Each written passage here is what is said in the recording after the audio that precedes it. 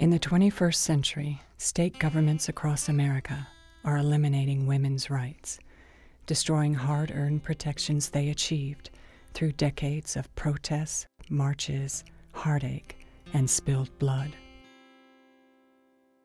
This extreme legislation mandates invasive and unnecessary procedures and forces women to hear agenda-driven advice. Life-saving treatments and medical information can be withheld, and the rights of women to choose birth control and make educated choices that impact their futures are being suppressed and denied.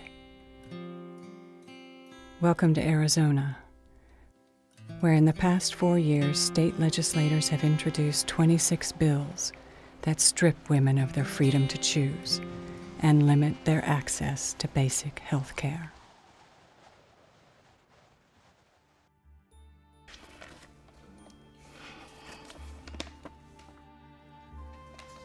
I went to medical school in the 50s when abortions were illegal.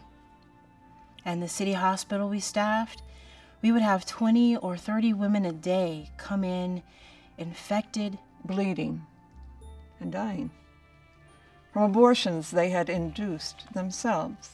It's not an exaggeration, and it was true in any major city. Women did it every day. Risked their lives to get an abortion without hesitation. I began taking referrals from ministers. But then I started hearing from women all over the country. A woman thanked me recently. Someone I had helped. It was as if I had saved her life.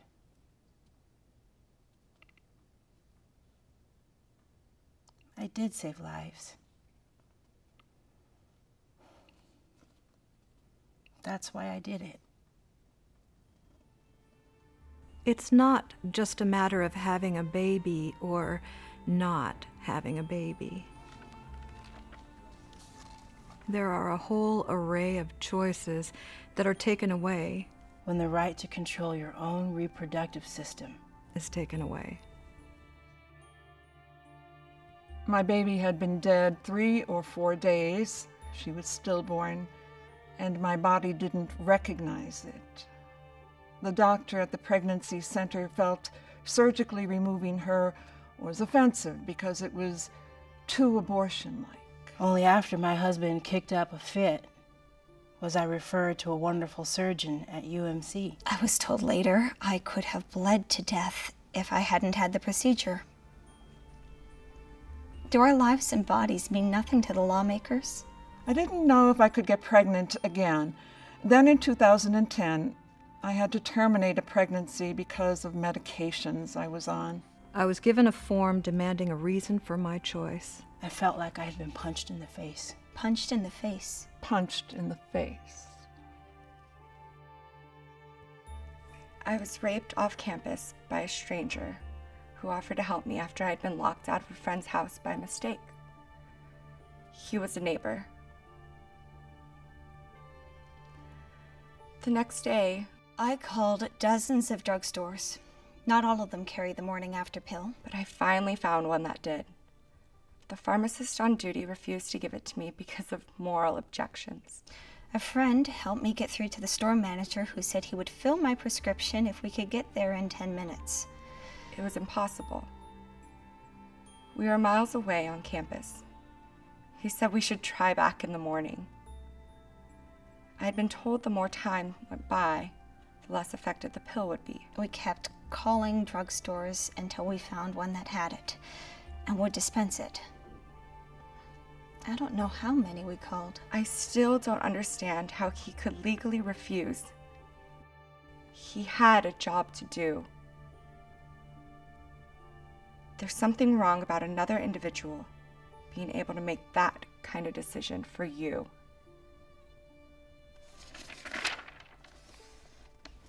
In late August 2007, I was happily married, enjoying being at home with my 18-month-old son, and thrilled to be pregnant.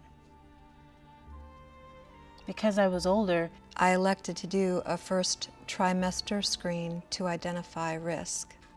They knew within minutes. Still on the table, I crossed my arms over my belly, hugged my baby, and cried. The vulnerability I feel in sharing my story is overwhelming. I'm terrified of your judgment, or worse, your indifference. I'm pushing past this and I'm sharing because I believe in the power of storytelling. I am hoping that there might be some other average American women out there, like me, who have their own raw, messy stories to tell. It was the most difficult decision I've ever made. Being pro-choice does not mean being pro-abortion. It is so much more complicated than that. It is so much more complicated than that. It is so much more complicated than that.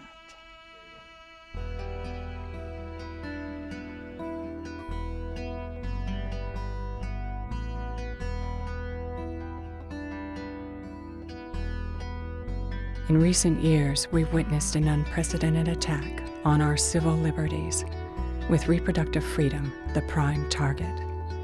It is time to push back and say, enough is enough.